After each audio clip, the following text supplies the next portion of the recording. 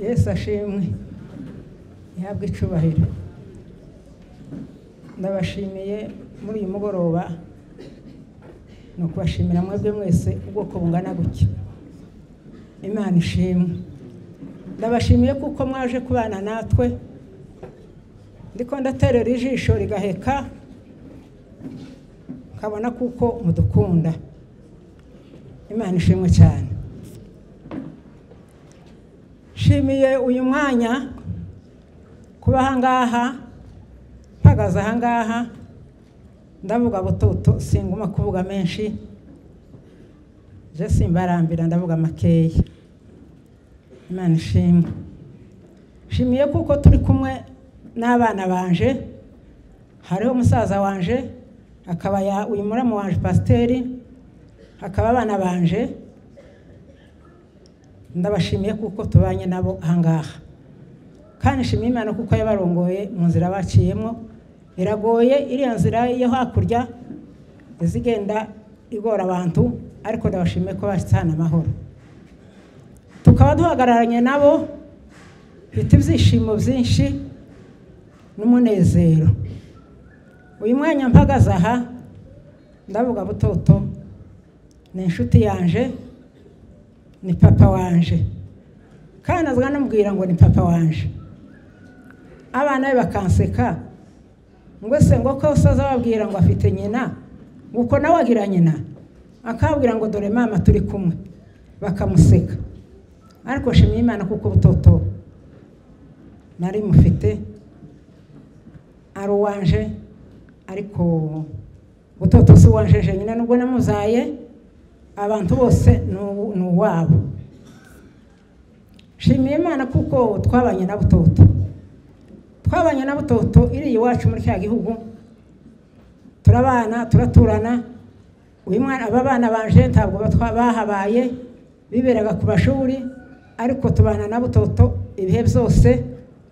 Nasakiriho arasaza turi kumwe, tubana na butoto aratwihanganira.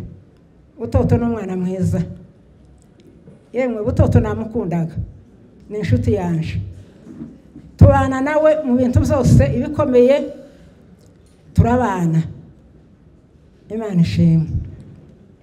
Butoto yamenye Imana kera, ibyo byose bavuze ni ukuri. Butoto yamenye Imana kera.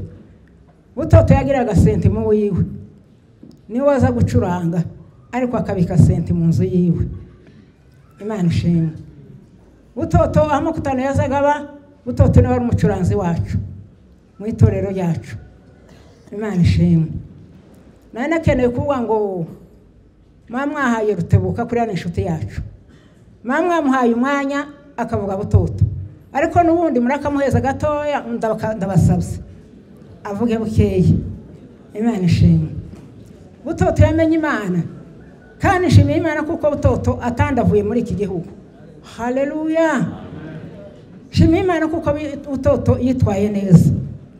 Muri iki gihugu hari abana benshi bagenda barya ibihuru, bakagenda bagwa muri Mutaru kuri ya nyine Revera yigishije, hariho benshi, ariko butoto ntiyandavuye muri iki gihugu. Nicyo shima mu Imana. Yamenye Imana kenshi, yamenye Imana kera. Yazaga agenda atarama akambwira ngo mama uzuza, umugore yazaga aja iya bazacuruza. Umunsi turi kumwe nawe akambwira ngo mama urarana n'abana ndagenda gutarama. Kamubwira ngo papa sindowa nkwangira uragenda. Imana ishimwe. Ntabwo namuje butoto kuja gutarama, yataramiye Imana mu bintu byose, aho yageze hose butoto yamenye Imana. Shimiye Imana kuko butoto yamenye Imana muri iki gihugu turimo, yamenye Imana. Kandi shimiye Imana kuko arangije ari mu gihugu cyacu. Imana ishimwe. Yazaga avuga mu ikanisa ngo yemwe ngo dusirimbe kuko tutazosubira gusirimba hano muri Kenya. Akavuga ngo jewe n'ukuri ngo ntabwo nzosazira hano muri Kenya, ngo zosazira mu gihugu cyacu. Imana ishimwe. Butoto iryo jambo yazaga rivuga cyane, kamubwira ngo se butoto ico gihugu cyacu uzokigeramo ryari. Akambwira ngo mama n'ukuri ico gihugu uzokigeramo. Imana ishimwe kuko butoto arangije ku gihugu cyacu. Simvuga menshi, butoto mwifurije iruko ryiza imbere y'Imana. Murakoze, amen.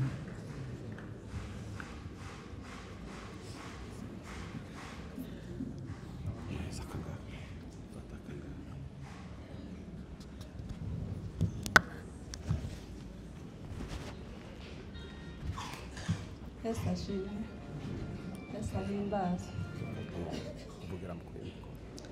Nubwo bigoye kuri uno munsi, ariko tutworeka gushima Imana, kuko uyu ni umugambi w'Imana.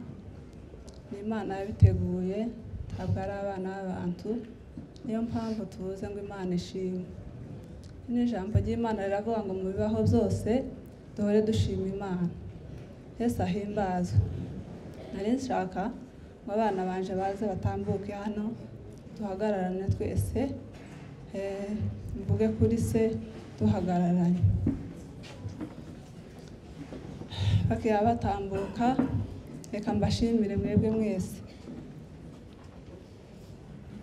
Abantu bangana gutya, ko ndaterera ijisho tiriheke, kubera papa muziranenge gusa. Ndabashimiye mwebwe mwese, mwaje kudufata mu mugongo. Mukimara kumva ayo makuru, mwaraje muraduhumuriza, mutubwira ijambo ry'Imana, turakomera, n'ubu nyine turakomeye. Kuko yari umukirisitu, ntabwo zatubabaje cyane kuko yagiye, byari umugambi w'Imana. Kubera iyo mpamvu Imana ihabwa icubahiro. Ndabashimiye mwebwe mwese abaje kuduhumuriza. Nshimiye abapasiteri bavuze ijambo ry'Imana, Imana ibaheze umugisha. Nshimiye pasiteri w'umunyagihugu wa Tasiya, yamukundaga cyane, yakazamuhamagara akamwita mama wiwe. Ndamushimiye cyane.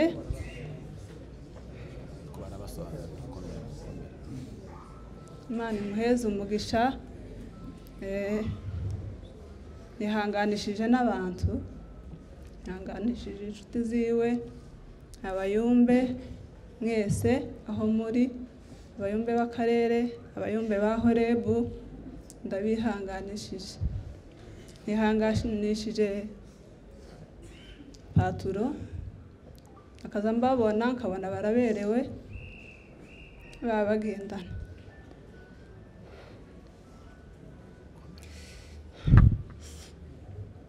Ariko muhaye Paul, nihanganishije abana bose muri rusange. Yakundaga abana, yagiraga imbabazi. Muri aba bana biwe bose, nta n'umwe utaramuvuzeho muri kiriya cyumweru kindi gikurikira kino yagendeyeho. Hari umwe wambwiye ngo mama, ngo se twakwita umwana wacu gutya, irindi zina ryiwe yitiranwa na data bukwe Papa Aline. Ndamubwira ngo se ni ukubera iki tumwita iryo zina, kandi ari umukobwa, iryo zina ni iry'abahungu.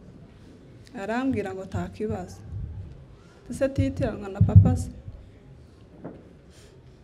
Iryo zina n'ejo bundi naritekerejeho, bamaze kutubwira ko yitabye Imana, n'ubundi tuzarimwita. Undi arambwira bukeye kuwa gatatu, hari kuwa kabiri, arambwira ngo iwe ejo utazoja ku ishuri, ko arumva ata morale yo kuja ku ishuri. Ndamubwira ati se mwafunze? Arambwira ngo yaye, ngo ariko atazogenda. Twirirwa aho ngaho, nawe mbyutsa abandi bana aba batoya ngo bagende ku ishuri. Uyu nguyu arambwira ngo mama, ngo naraye ndose ngo papa yaje, ko yaje ngo ariko yabyimbye umutwe. Hari kuwa gatatu mu gitondo,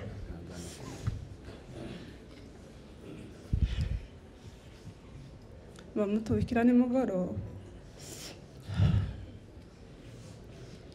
Twanamuririye ataravamo umwuka, ariko mvuga ngo ko iyo aje kugira wenda telefone tuba twaramuvugishije aya masaha habe n'ubwo Imana yari yaramwandikiye kugwa aho ngaho akahagwa ariko twavuganye ariko tubyakunze.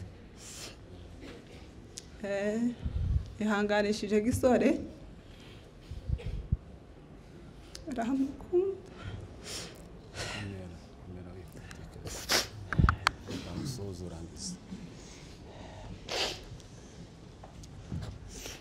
mwihanganishije turi kumwe icyo wabwiye so wanyu uzakimbwira kandi uzagikora.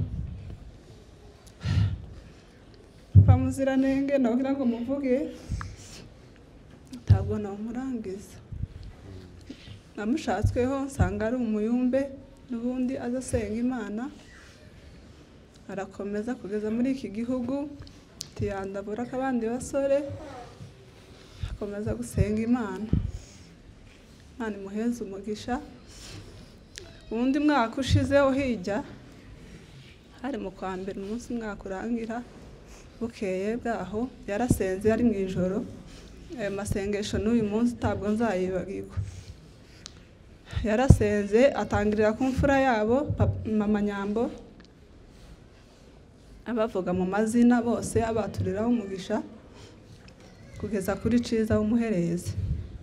Aragenda aja Mwacu atangirira ku mfura yacu abavuga mu mazina abaturiraho umugisha abavugaho amagambo bose abavuga mu mazina kugeza kuri Anto w'umuherezi.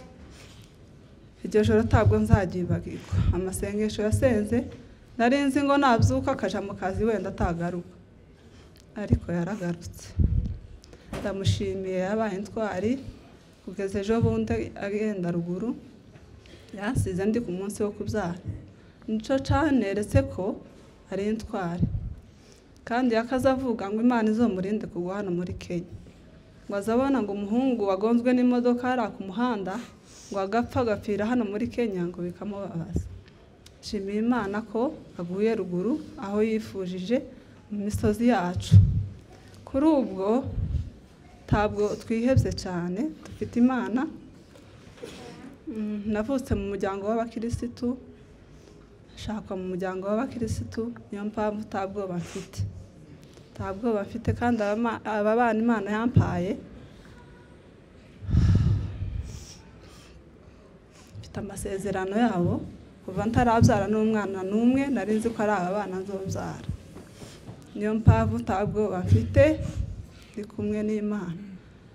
Kuri ubwo Papa Muziranenge tumwifurije iruhuko ridashira kandi nshimiye Imana yari yaramumpaye k'umugabo ikaba imujanye. Imana imuheze iruhuko ridashira n'umuzuko w'abera. Murakoze.